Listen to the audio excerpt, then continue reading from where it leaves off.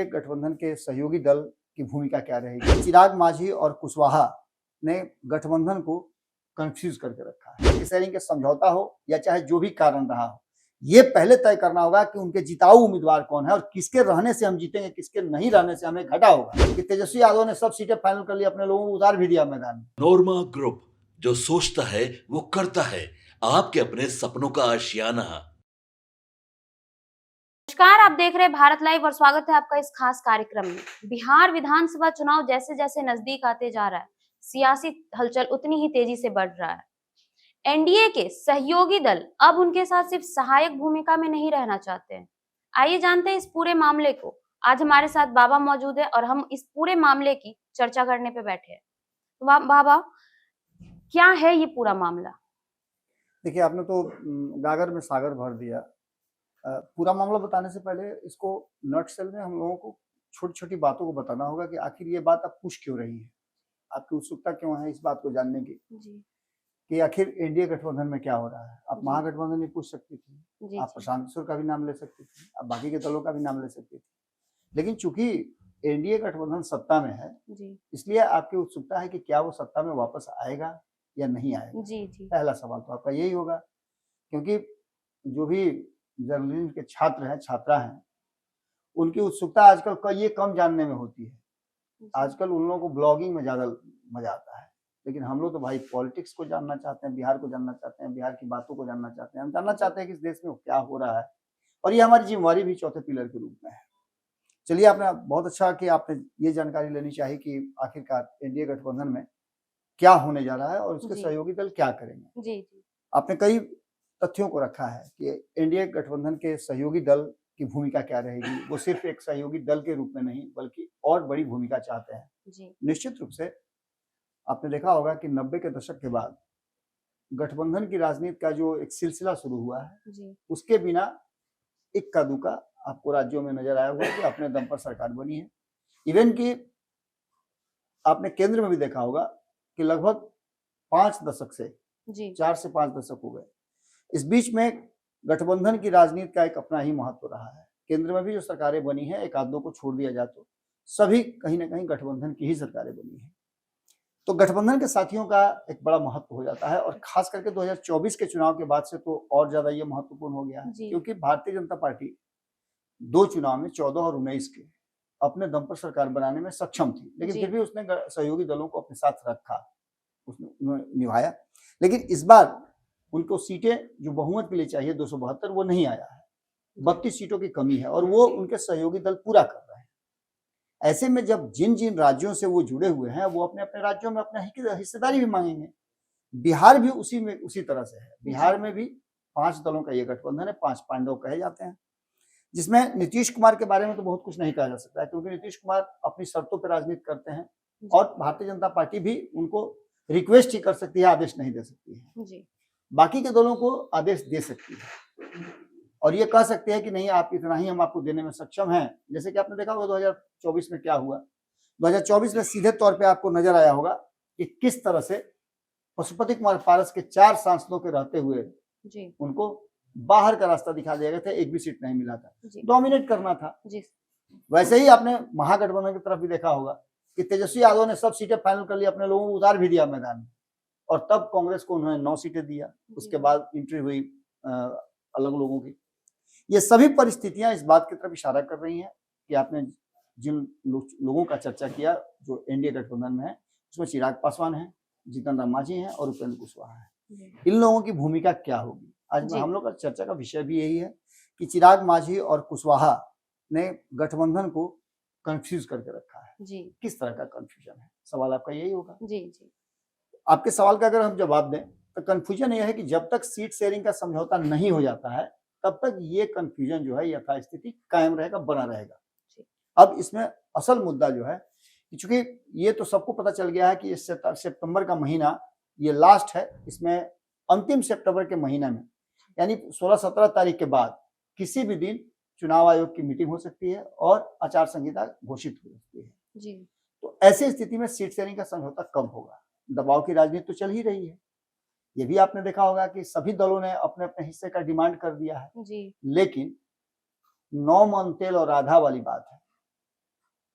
243 सी सीटें हैं, जी सबको अधिक से अधिक चाहिए। और खास करके नीतीश कुमार और भारतीय जनता पार्टी को तो चूंकि इस गठबंधन को लीड करना है या सरकार बनाना है तो उनको लीड करना है, तो उनको अधिक सीटें चाहिए। जी तो इन लोगों को क्या मिलेगा? सबसे बड़ी बात यह है कि आप सवाल पूछें उससे पहले मैं बता दूं कि गठबंधन में अब तक सीट शेयरिंग का समझौता नहीं हुआ है, और जब तक नहीं हुआ है तब तक ये सिलसिला चलता रहेगा। जी बाबा, तो ये जो सीटों की मांग को लेकर जो ये सब चल रहा है, इससे एनडीए की सरकार पर क्या उसके अंदर कोई तनाव हो सकता है? निश्चित रूप से इसमें कोई दो राय नहीं है। आप घर में आप सिंपल सा घर की बात कर लीजिए। आपके पापा ने कहा पूरे परिवार को कि चलिए आप लोगों को हम दशहरा आ रहा है कपड़ा जी। खरीद देते हैं, जी ठीक है। अब उनके पॉकेट क्या अलाउ कर रहे हैं वो तो वो जानते हैं, जी लेकिन आप जब गए तो ये तो बोल करके ले नहीं जाएंगे कि बच्चों का मन मत टूट जाए। अब मान लेते हैं कि उनका बजट है 10,000 रुपए का और आपने 10,000 का ही सूट पसंद कर लिया, तो बाकी के परिवार का क्या होगा? तो कहीं ना कहीं उनको पहले तो वो समझाने की कोशिश करेंगे कि ये अच्छा नहीं लग रहा है, ये तुम पे सेट नहीं करेगा, तुमको फिट नहीं करेगा। असल बात वो जो तो है पैसे वाली वो नहीं बताएंगे। बिल्कुल। उसी तरह से ये गठबंधन है, इसमें दो बड़े पार्टनर हैं। जैसे पति पत्नी घर में होते हैं, राय मशवरा करके कोई प्लान बनाते हैं, उसी तरह से एनडीए गठबंधन में भारतीय जनता पार्टी और नीतीश कुमार दोनों बैठ करके पहले तय कर लेते हैं कि हम लोग को कितना अधिक तक फ्लेक्सिबल होना है, जी माने हम लोग कम से कम कितना कर सकते हैं, उसके बाद अपने साथियों को हम क्या दे सकते हैं। तो निश्चित रूप से ये स्थिति अब आ चुकी है। निश्चित रूप से टेंशन तो है ही गठबंधन में। जब तक सीटों का समझौता नहीं हो जाता है तब तक आपको मान के चलना पड़ेगा कि कंफ्यूजन है। और ये कंफ्यूजन तब और बढ़ जाता है जब चिराग पासवान की तरफ से बयान आते हैं कि भैया हमको स्वतंत्र आइडेंटिटी चाहिए। जी वो ये कहने लगते हैं कि देखिए ना, हमको तो भाई ऐसा लग रहा है कि एनडीए गठबंधन ठीक से सरकार उकार नहीं चला रहा है, हमको अफसोस होता है कि हम इस गठबंधन में काहे हैं। और भी कई बातें हैं सीट को लेकर के, कम से कम इतना हमको चाहिए। और वास्तविकता यह है कि इन्हीं सब बातों को लेकर के जब वो दावा करते हैं जी तो चूंकि उसी समाज से आते हैं जीतन राम मांझी भी, तो जी। जीतन राम मांझी को लगता है कि भाई इनकी पूछ क्यों हो रही है, थोड़ा सा जीतन राम मांझी वाला जो आंच है थोड़ा बढ़ा दिया जाता है। जी जैसे चूल्हा आपके पास डबल चूल्हा वाला देखिए, पहले देखिए लकड़ी से हाँ खाना बनता हाँ है, हाँ तो उसमें आंच लगाया जाता है, तो एक तरफ रोटी एक तरफ सब्जी बन रहा है। जी बिल्कुल अगर सब्जी वाले की तरफ आंच ज्यादा करना, चूंकि रोटी तो बन रहा है जी और सब्जी जल्दी चाहिए, तो सब्जी की तरफ थोड़ा सा लकड़ी जो है आंच जो है उधर बढ़ा दिया जाता है, इधर थोड़ा कम कर दिया जाता है जी कि बिल्कुल जब तक रोटी बन रहा है तब तक सब्जी भी थोड़ा सा तेजी से पक जाए। वही स्थिति है कि जीतन राम मांझी को हल्का सा उस्का दिया जाता है तो चिराग पासवान पर कुछ बोल देते हैं, चिराग पासवान उन पर कुछ बोल देते हैं, और ये सिलसिला तभी तक चल रहा है जब तक कि ये सीट शेयरिंग का समझौता नहीं हुआ है। इसमें सबसे बड़ी बात यह है कि कंफ्यूजन दोनों गठबंधन में है। जी एनडीए गठबंधन को भी इन तीनों ने मिलकर के कंफ्यूज कर रखा है। 2020 में जो हुआ था सबको पता है, ये सब महागठबंधन का हिस्सा हुआ करते थे चिराग को छोड़ करके। जी महागठबंधन अंतिम समय तक, फाइनल जब उनका चल रहा था महागठबंधन सीट शेयरिंग का, तब तक एक आदमी छोड़ के भाग गया था, मुकेश सहनी, मतलब प्रेस हाँ, कॉन्फ्रेंस से। तो ये इंतजार अभी भी जैसे नहीं होता है कि नीचे पेड़ के नीचे बैठ करके से लगाए हुए हैं कि अब आम पकेगा छुएगा छान लेंगे, जी उसी तरह से जो इंडिया गठबंधन है वो इंतजार कर रहा है कि एनडीए गठबंधन से कौन कौन टूटता है। उसमें अब कोई चिराग पर नजर बड़े भी आ रहा है, कोई आप सुनी होंगी कि ये भी खबर चल रहा है काले से लगा कर प्रशांत किशोर की तरफ जा रहे हैं। हाँ हाँ बिल्कुल अभी एकदम प्रशांत किशोर के साथ सब पैकअप हो गया है, जैसे लग रहा था कि यही पैकअप कराए हैं, यही जाकर के एग्रीमेंट साइन कराए हैं जी कि भाई चलिए ना आप लोग साथ में मिलकर बनाइए।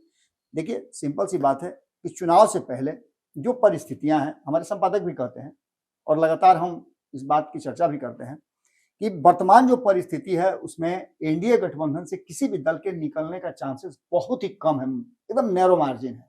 हाँ, परिस्थितियां बदल सकती हैं यदि चिराग पासवान को बहुत कुछ मिल जाए जी और बाकी के लोगों को बहुत थोड़ा मिले, तो ऐसी स्थिति में निश्चित रूप से कॉन्फ्लिक्ट होगा। सभी क्षेत्रीय दल हैं, सबके पास अपने अपने आधार हैं और यही कारण है कि उधर भी ध्यान लगा करके बैठा हुआ है लोग कि इधर टूटेगा तो इधर जुटेगा, ये स्थिति जी है। तो बाबा क्या चिराग मांझी और कुशवाहा की वजह से एनडीए गठबंधन में मतलब उलट पुलट मच सकती है क्या? एकदम बिल्कुल मच सकती है। देखिए लेकिन संभावना इसकी कम है। ऐसा एनडीए गठबंधन के जो शीर्ष नेतृत्व के लोग हैं, जी मैंने कहा ना, देखिए दोनों माता पिता की तरह है, जी भारतीय जनता पार्टी और नीतीश कुमार। जी बिल्कुल एनडीए गठबंधन के माता पिता की तरह है। बच्चों में अगर झगड़ा होता भी है किसी बात को लेकर के, जी जी तो उनका काम है समझाना, बुझाना और रखना। जिस तरह से परिवार को समेट करके रखने की जिम्मेवारी होती है, उसी तरह से इस गठबंधन को समेट करके रखने की उनकी भी जिम्मेवारी है। दूसरे खेमे में भी लगभग बात इसी तरह की चल रही है। हालांकि दूसरे गठबंधन की बात अगर करें तो वहां कौन पिता बनेगा, जी कौन माता का फर्ज निभाएगा, यानी बड़ा कौन छोटा कौन का, इसका चल रहा है। अब तक आपने देखा होगा 2024 के चुनाव तक राष्ट्रीय जनता दल बड़ा भाई होता था। तेजस्वी यादव उम्र में भले ही छोटे हों लेकिन लीड करते थे, कांग्रेस को लीड कर रहे थे बिहार में। लेकिन इस बार 2024 के चुनाव के बाद से कांग्रेस ने जो एंगल बदला है, तो आपको नजर आया होगा कि अब बिहार में महागठबंधन को, इंडिया गठबंधन को लीड कर रहे हैं राहुल गांधी। अभी अभी आपने देखा होगा कि आया भी खबर है कि सीट शेयरिंग का समझौता कौन करेगा, सीटों को कौन बांटेगा, तो राहुल गांधी बांटेंगे। जी जी बिल्कुल, हमने ये भी तो ये सारी खबरें इस बात की तरफ शुरू हो गई है कि एनडीए गठबंधन जितना ज्यादा संतुलित रहेगा, एकजुट रहेगा, उतना ज्यादा बेचैनी जो है इंडिया गठबंधन में मचा रहेगा। जी हाँ, एक बात जरूर है कि कंफ्यूजन तो पैदा रहेगा। हो सकता है कि ये प्लान का हिस्सा भी हो कि इंडिया गठबंधन में सीट शेयरिंग का समझौता फंस जाए। कांग्रेस दबाव बना रही है, 70 से नीचे आने के लिए तैयार नहीं, और नहीं तो कह रही है कि हमको तो 90-100 चाहिए। तो ये सारी बातें कहीं ना कहीं इशारा इस बात की तरफ कर रही हैं कि अभी टोटली कंफ्यूजन है। और कंफ्यूजन का सबसे बड़ा कारण अगर कोई है जी तो एनडीए गठबंधन के ये त्रिदेव हैं, जी जी बिल्कुल चिराग पासवान, जीतन राम मांझी और उपेंद्र कुशवाहा। उपेंद्र कुशवाहा बोल कुछ नहीं रहे हैं, रैली कर रहे हैं, हाँ और रैली कर रहे हैं तो दबाव भी बना रहे हैं। जी। बार बार यही डरा रहे हैं कि सोच समझ के सीट बंटवारा कीजिएगा, नहीं तो पिछला वाला हाल हो जाएगा। जी यानी वो सीधे तौर पे कह रहे हैं कि जो शाहाबाद में हुआ था, और शाहाबाद में ऑलरेडी 2020 में भी ऐसा ही हो चुका है। शाहाबाद की 22-24 सीटें जो हैं, जी जी उन 22-24 सीटों में से मात्र 2 ही सीटें आई थी एनडीए गठबंधन को। हाँ तो वहां भी एक परेशानी है। दूसरी तरफ लोकसभा चुनाव में भी आपके साथ वही हुआ, वहां की 6-6 सीटें आप हार जाते हैं।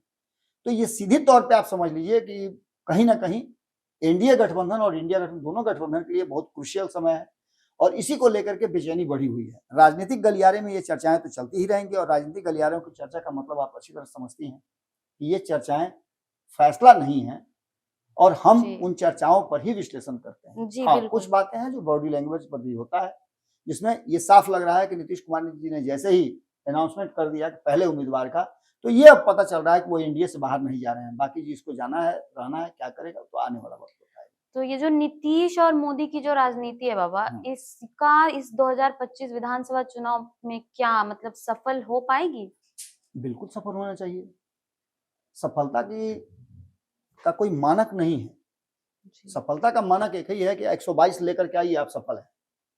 जैसे आप मैट्रिक की परीक्षा में, आपको पता होगा डिस्टिंक्शन अलग चीज हो गया, जी बिल्कुल लेकिन मैट्रिक की परीक्षा में ये तो है ना कि आप 35% लेकर के आइए तो पास हो जाइएगा। जी, जी, फर्स्ट जी। सेकंड थर्ड की बात मैं नहीं कर रहा हूँ, पास जी हो जाइएगा। जी बिल्कुल बाबा 122 सीट लेकर के आना है, आप सरकार बना लीजिएगा। उस 122 का जुगाड़ एनडीए गठबंधन कर पाएगा कि नहीं कर पाएगा, सवाल ये उठता है। और इस सवाल का हल खोजने के लिए आपको कम से कम 10 सवाल जो आते हैं, उसमें से जो शुरुआती सवाल है, कम से कम 50% तो आप क्वेश्चन जरूर बनाइएगा, तब ना आएगा। जी कॉन्फिडेंस के साथ 50% कम से कम बनाइएगा, जी जी उसमें 35 नंबर ले आए। तो सवाल ये उठता है कि सीट की शेयरिंग के समझौता हो या चाहे जो भी कारण रहा हो, ये पहले तय करना होगा कि उनके जिताऊ उम्मीदवार कौन है, और किसके रहने से हम जीतेंगे, किसके नहीं रहने से हमें घाटा होगा। जातीय समीकरण की बात अगर करें तो चिराग पासवान का ये 7-8% वोट, और बाकी के लोगों का जो है वो सभी चीजों को जोड़ घटाव करके क्या जगह पर आएगा। जगह पर यही आएगा कि ये पूरी परिस्थितियां जो हैं वो कहीं ना कहीं इशारा इस बात की तरफ कर रही हैं कि चिराग पासवान का वोट आपको चाहिए ही, आपको जीतन राम मांझी का वोट चाहिए, आपको वोट तो इन बाकी के लोगों का भी चाहिए। इन सभी को मिला करके एक टीम बन रही है, और ये सत्ता की तरफ अगर आपको जाना है तो उसके लिए आपको ये काम करना पड़ेगा। निश्चित रूप से नरेंद्र मोदी और जो नीतीश कुमार का कैलकुलेशन है, वो कैलकुलेशन 122 पूरा करने के तरफ ही पूरी तरह से जा रहा है, और ये कोशिश करेंगे। ताजा सर्वे जेबीसी का आया है, वो भी यही बात बताता है कि कांटे की टक्कर जरूर है, लेकिन एज जो है वो एनडीए गठबंधन की तरफ स्विच करता है। जी बिल्कुल। लेकिन बाबा इतिहास तो यही कहता है कि जब जब ऐसे चुनाव होते हैं उसमें गठबंधन हमेशा बिखरने लगता है। बिल्कुल। तो ये जो 2025 का जो चुनाव होगा उसमें आप गठबंधन की कैसी तस्वीर देखते हैं? बड़ी वैल्यूएबल सवाल आपने कहा, ये तो मुझसे छूट ही रहा था। निश्चित रूप से जब जब चुनाव आते हैं तो गठबंधन में बिखराव होता है, जी बिल्कुल। हमने लंबे समय से देखा है। और इन सब चीज़ों को आप नमन जी से पूछिएगा तो ज़्यादा बेहतर होगा, और उससे भी बढ़िया कि आप भोला सर से पूछिएगा, काफ़ी लंबा अनुभव उनके पास है। वो आपको एक-एक चीज़ बताएँगे कि 2005 में क्या हुआ था, 1990 में क्या हुआ था, 95 में क्या हुआ था, 2000 में कैसे सरकार बनी, नहीं बनी, नीतीश कुमार कैसे मुख्यमंत्री की जी, शपथ जज। लेने के बाद भी उनको 7 दिन के अंदर इस्तीफा देना पड़ा। ये सभी चीज़ें कहीं न कहीं, और हर बार चुनाव में गठबंधन डगमगाया है। इस बार भी डगमगाने की संभावना बहुत हद तक है, जिसकी शुरुआत हो चुकी है। और यही कारण है कि हम बार-बार कहते हैं, एक बार फिर आपके सामने भी मैं कह रहा हूँ जी। कि इस बार मुझे जो लग रहा है कि हंग असेंबली होगी, किसी को भी बहुमत आता हुआ दिखाई मुझे नहीं दे रहा है।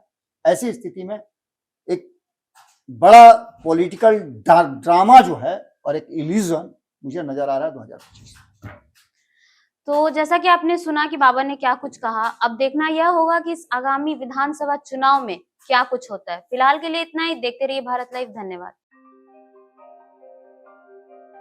आपके सपनों को हमने सजाया है, ई होम्स पैनोरमा को हमने बनाया है। ई होम्स मेरा एक सपना था जिस पे मैं पिछले 4 साल से काम कर रहा था। हमने जो बनाया है वो सबने है माना। ई होम्स पैनोरमा में हो आपका भी आशियाना।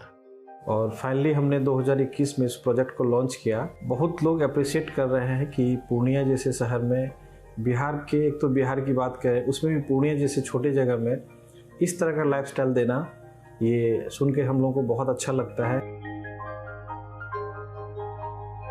ई होम्स में हमने कुछ और भी किया है, जैसे हम जिस जगह में रह रहे हैं हमारे फैमिली सिक्योर हो, उनको सिक्योरिटी का ध्यान में रखा है। आपकी सुविधा और सुरक्षा आपके लिए खास है, ये आपका विश्वास है। इसमें आर्टिफिशियल इंटेलिजेंस का 7 लेयर सिक्योरिटी का हमने इस्तेमाल किया है। लस ग्रीन कैंपस को बनाया है। यदि हमारा बाउंड्री वाल है तो वो वर्टिकल गार्डन है।